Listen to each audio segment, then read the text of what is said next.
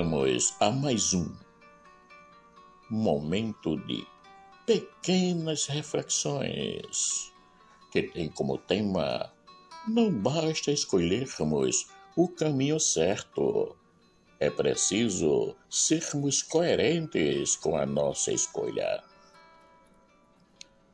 De vez em quando, um amigo me dizia: viva a Deus e morra ao diabo.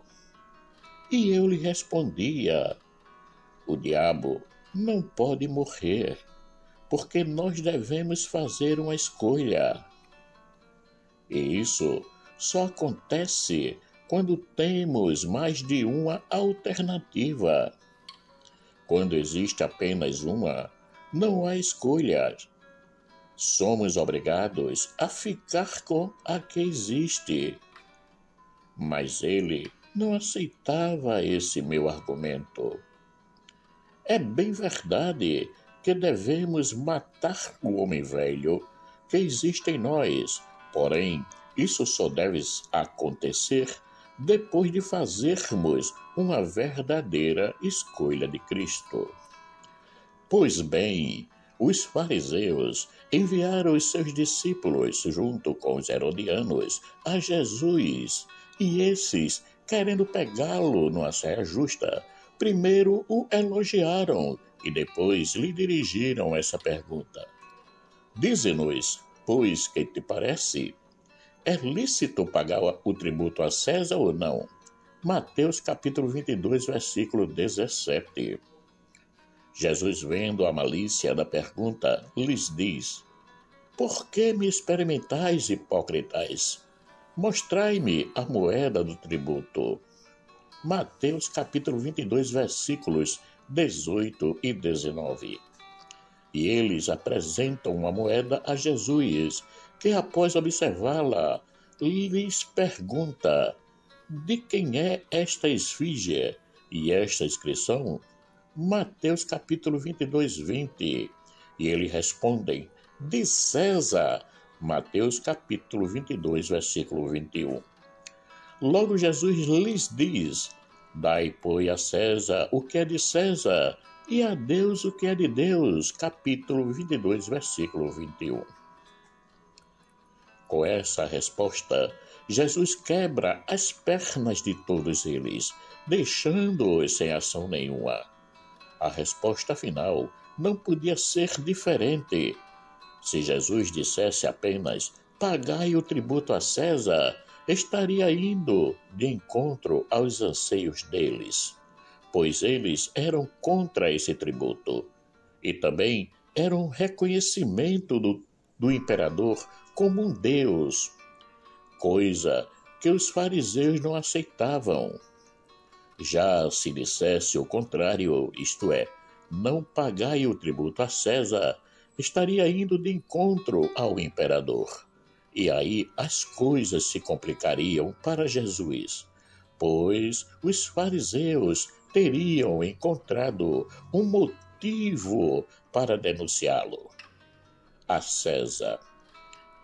Então, retirando-se, os fariseus consultaram entre si como surpreenderiam em alguma palavra. Mateus capítulo 22, versículo 15. Dai a César o que é de César e a Deus o que é de Deus. É um chamado a fazermos a nossa verdadeira escolha. Jesus aqui nos mostra que nem tudo é ilícito, que não podemos agir de qualquer maneira, como se tudo fosse relativo. Nada disso. Jesus nos diz que devemos estar atentos às nossas obrigações com o Estado e com Deus. Uma coisa não anula a outra. O mais importante de tudo isso é que Deus venha em primeiro lugar, porque é Ele o Senhor de todas as coisas, inclusive das autoridades recebidas pelos nossos governantes. Cada qual seja submisso às autoridades constituídas, porque não há autoridade que não venha de Deus. As que existem foram instituídas por Deus. Romanos capítulo 13, versículo 1. Portanto, nenhuma autoridade humana poderá tomar o lugar de Deus na nossa vida. Deus está acima de tudo e de todos, e o nosso relacionamento com Ele deve ser verdadeiro, porque assim teremos uma base sólida para todos os outros tipos de relacionamentos. Deus é a fonte de todo o bem e da mais perfeita liberdade. Tendo Deus como tudo da nossa vida, nunca iremos viver na dúvida, estaremos sempre caminhando na estrada certa. É vontade de Deus que sejamos honestos com o Estado, com as pessoas e conosco mesmos.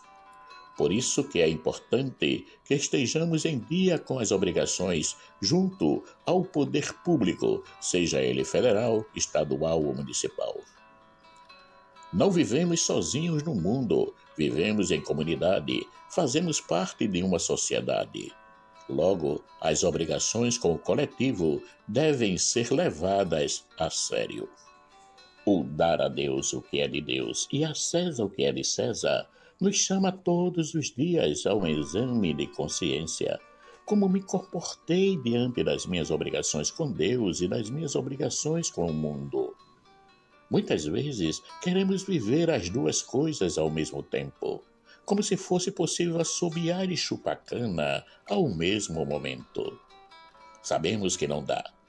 Por exemplo, quando estivermos na missa, não podemos estar preocupados com uma chamada que estamos esperando ou com um problema que está por se resolver. Não. Devemos sim nos concentrar na celebração e deixar em casa ou na porta da igreja tudo que vem atrapalhar nossa concentração no momento da missa. Ali estamos para Deus, portanto, o nosso ser tem que estar todo voltado para Ele. Qualquer vacilo que possamos ter nos tira a concentração, nos leva a outros lugares. E não é isso que queremos quando estamos ali. Assim também pode acontecer em ambiente de trabalho, onde possa aparecer um problema e que é de difícil solução. Podemos até dar uma paradinha e nos concentrarmos em oração pedindo ajuda aos céus para solucionar o problema e logo voltar ao trabalho. O que muitas vezes acontece são pessoas que se deixam levar pela emoção espiritual, entram em êxtase e não querem mais parar de orar.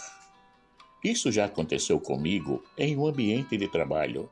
A pessoa se empolgou e não só fez as orações, mas tentou converter alguns de nós à sua estrada. Como vimos, devemos ter o cuidado de sermos coerentes nas duas ações. Deus em primeiro lugar. Isso não quer dizer que vamos viver eternamente na nuvenzinha, isto é, fora do mundo, com a cabeça voltada toda para as coisas de Deus. Se fizermos isso, estamos indo de encontro à sua vontade, porque o que Ele quer de nós é a coerência em tudo o que fizermos. Um cristão procura fazer o melhor em tudo aquilo que ele se propõe a realizar. O seu testemunho como cristão está no seu modo de agir com lealdade, sinceridade, compromisso, humildade e muito amor. As pessoas devem sentir em nós, cristãos, a ação de Deus nos nossos modos de agir. Assim como os pagãos diziam dos cristãos nos primeiros tempos da vida cristã. Vede como eles se amam.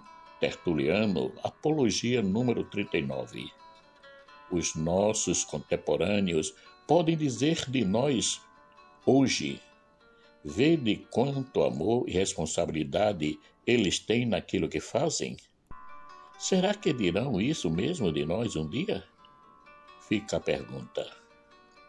Para que essa pergunta seja respondida pelos outros, é preciso que eles vejam em nós a nossa coerência com a nossa escolha, com aquilo que propagamos e vivemos, assim como faziam os membros das primeiras comunidades cristãs, que levou Tertuliano a deixar registrados os comentários que a população da época fazia sobre eles. Por isso que existem os dois caminhos, o que nos leva à porta larga e o outro que nos leva à porta estreita. Um é o caminho da perdição, o outro o da salvação. Então, não basta apenas fazermos a escolha certa, mas é preciso coerência naquilo que nos propomos a viver. Marcos Laurentino. Caríssimos e caríssimas, chegamos ao final de mais uns pequenos momentos de reflexões que teve como tema: não basta escolhermos o caminho certo, é preciso sermos coerentes com a nossa escolha. Agradeço a todos aqueles que já se inscreveram no canal e que nos ajude a compartilhar essas pequenas reflexões para que possa chegar a mais e mais pessoas. Peço àqueles que ainda não se inscreveram que se inscrevam no canal para ajudá-lo a ficar ativo e poder receber mais e mais reflexões. Que o nosso Pai Eterno, rico em misericórdia, bondade e amor, nos dê um excelente dia. Amém.